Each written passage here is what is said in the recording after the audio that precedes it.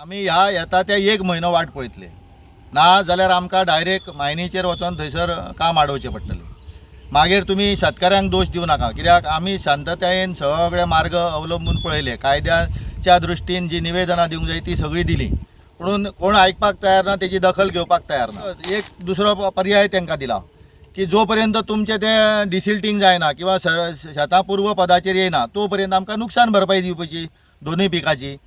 तेजोय काय पाठपुरावो तेंचे करिना जाल्यार मागीर आमी कितें करपाचें? आमी मायन आडोवपाची काय कितें करपाचें?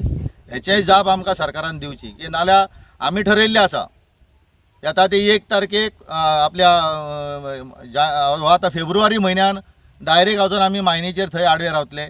सरकारान मागीर आमकां भितर उडोवचे, ते जाय ती कारवाई तेंच्यांनी करची।